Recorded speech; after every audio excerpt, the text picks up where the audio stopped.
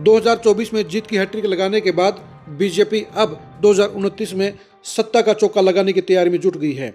BJP उन सीटों पर सबसे ज़्यादा फोकस कर रही है जहां उसे 2024 में हार मिली थी। बीजेपी 2029 में सीटों की संख्या ज़्यादा बढ़ानी चाहती है और इसलिए वो उन चेहरों को ज़्यादा प्रमोट करने का काम करेगी जिनमें दमखम नजर आता है, जिनकी अपने इलाके में खास इमेज है और जो बीजेपी को जीत दिलवाने का काम कर सकते हैं। नमस्कार, मैं हूं कुलदीप शिवरान। आज हम खरी न्यूज़ में चर्चा करेंगे बीजेपी के उन 10 नेताओं की जो 2029 में बीजेपी की जीत में महत्वपूर्ण भूमिका निभा सकते हैं और जो बीजेपी में लंबी रेस के घोड़े साबित हो सकते हैं, बीजेपी में एक बड़े सिस्टम में बड़े खिलाड़ी बन सकते हैं।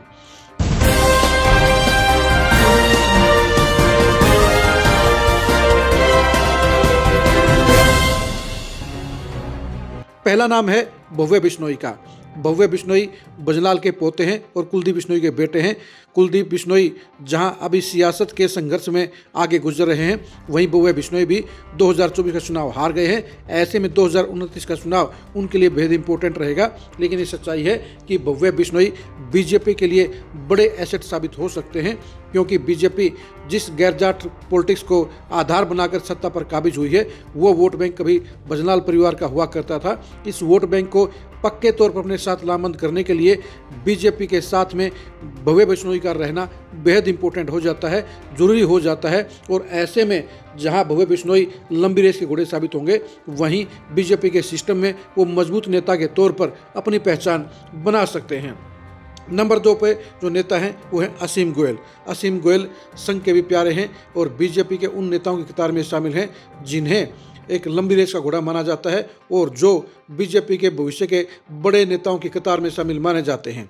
अगर असीम गोयल ने अपनी गलतियों को सुधार लिया, अगर असीम गोयल 2029 में चुनाव जीत गए, तो फिर वो बीजेपी में लंबी पारी खेलते हुए नजर आएंगे। खासतौर पर वैसे वोटों के अंदर असीम गोयल की भूमिका आने वाले सालों में निर्णायक हो सकती है। बीजेपी उन्हें प्रमोट करना चाहती है। अब देखने की बात यही है कि वो किस तरह से अपनी इमेज को बड़ा करने का काम करेंगे, अपनी शख्सियत को पॉजिटिव करने का काम करेंगे और बीजेपी के बड़े नेताओं में अपना नाम शुमार करने का काम करेंगे। जो तीसरे चेहरे हैं वो हैं सतीश खोड़ा। सतीश खोड़ा के बारे में आप ज़्यादा नहीं जानते होंगे, क्योंकि ये वो चेहरे हैं जो पर्दे के पीछे रहकर बीजेपी की सबसे इम्पोर्टेंट परिवार पहचान पत्र यानी ट्रिपल P योजना को चलाने का काम कर रहे हैं। वो PPP के स्टेट कोऑर्डिनेटर हैं और इस योजना को हरियाणा के अलावा बाकी के प्रदेशों में भी लागू करवाने की अहम भूमिका निभाने का काम कर रहे हैं। बीजेपी उनमें बड़ा टैलेंट देखती है और वो अपनी प्रतिभा के बलबूते पर और समर्पण के आधार पर बीजेपी में खास जगह बनाते जा रहे हैं। ऐसे में 2029 के चुनाव में वो सरप्राइजिंग फैक्टर साबित हो सकते हैं, यानी बीजेपी के लिए वो भी कारगर नेताओं की कतार में शामिल हो सकते हैं। चौथे चेहरे हैं कप्तान मीनू बेनीवाल। कप्तान मीनू बेनीवाल किसी परिचय के मोहताज नहीं है।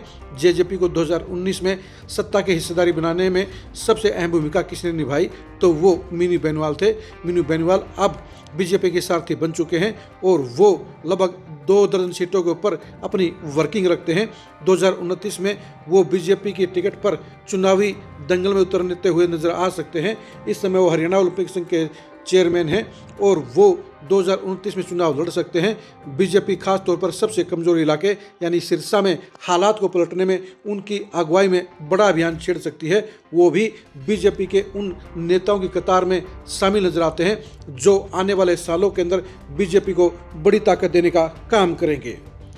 अगले जो चेहरे हैं वो हैं DD शर्मा। DD शर्मा ने 2024 का चुनाव पेहवा से लड़ा था, थोड़े से वोटों चुनाव हार गए थे।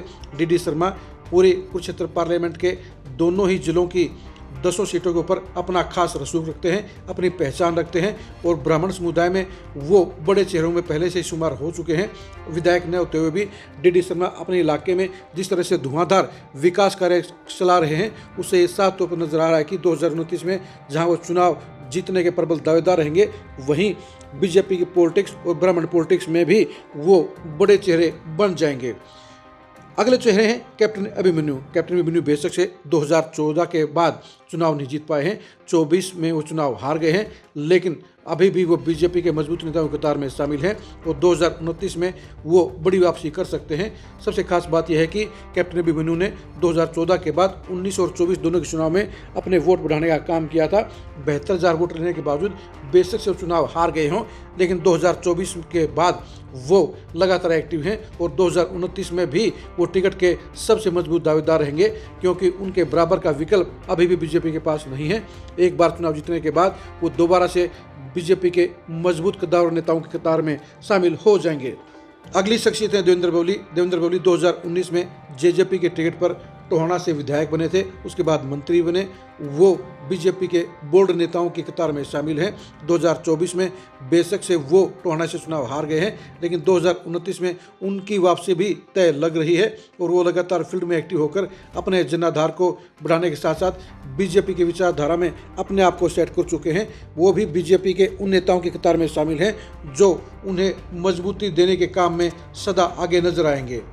योगेंद्र राणा भी बीजेपी के उन नेताओं की कतार में शामिल हैं जो अगले आने वाले सालों में एक बड़ी भूमिका में नजर आएंगे। योगेंद्र राणा असम से विधायक हैं। 2024 में जब उनको टिकट मिली तो वो नंबर 5 से शुरू हुए थे और उन्होंने महज 20 दिन में ही नंबर 1 की पायदान हासिल की। वो आने वाले सालों में बीजेपी के हरियाणा के सबसे बड़े राजपूत नेताओं की कतार में शामिल हो जाएं तो आपको कोई असरज नहीं होना चाहिए। मनीष ग्रोवर की किस्मत भी माड़ी है। वो चंद वोटों से ही 2024 का चुनाव हार गए हैं। 2029 में भी वो वापसी कर सकते हैं। बेशक से 19 और 24 के 2 चुनाव ये हारे हैं, लेकिन रोहतक की बेल्ट में उनसे मजबूत नेता आज की तारीख में भी बीजेपी के पास नहीं है। 2029 में या तो वो खुद चुनाव लड़ेंगे या उनके बेटे की सियासी लॉन्चिंग हो सकती है, लेकिन ये सच्चाई है कि मनीष ग्रोवर आज भी उस पूरी बेल्ट के अंदर बीजेपी के एक कर्णधार और मजबूत पिलर हैं। मोहित चौधरी के बारे में आप ज़्यादा नहीं जानते होंगे। असल में मोहित चौधरी सांसद धर्मवीर सिंह के बेटे हैं और 2029 में उनकी सियासी लॉन्चिंग हो सकती है। मोहित चौधरी लगातार फील्ड में एक्टिव हैं। वो लगातार जनसंपर्क करते हुए अपनी अलग पहचान बनाने का काम कर रहे हैं और धर्मवीर भी चाहते हैं कि 2029 में उनके बेटे की लॉन्चिंग भी वैसे ही हो जाए जैसे श्रुति चौधरी और आरती राव की हुई है, और ऐसे में 2029 में मोहित चौधरी चुनाव लड़ते हुए नजर आ सकते हैं। इस तरह से ये 10 चेहरे बीजेपी के लिए 2029 की सियासत में एक इम्पोर्टेंट भूमिका में नजर आ सकते हैं, चुनाव लड़ते हुए नजर आ सकते हैं। 10 में से एक अभी विधायक है और बाकी 9 चेहरे भी 2029 में एमएलए बन सकते हैं। सभी के सभी अपनी सीटों में जीत के दावेदार रहेंगे। आप इन 10 चेहरों की पॉलिटिक्स के बारे में क्या सोचते हैं, कमेंट करके जरूर बताइए। बीजेपी की पॉलिटिक्स में आने वाले सालों में ये 10 चेहरे कितनी बड़ी भूमिका निभा सकते हैं, इसके बारे में भी कमेंट करके जरूर बताइए। इन 10 चेहरों में से कौन से टॉप 3 चेहरे आपको ऐसे नजर आते हैं जो बीजेपी को मजबूती देने में सबसे ज़्यादा बड़ी भूमिका निभाने का काम करेंगे। आप इन 10 चेहरों की सियासत की एक्सक्लूसिव खबरों को जानने के लिए लगातार खरी न्यूज़ के साथ बने रहिए। आप हमारे फेसबुक पेज को फॉलो कीजिए, आप हमारे यूट्यूब चैनल को सब्सक्राइब कीजिए। नमस्कार।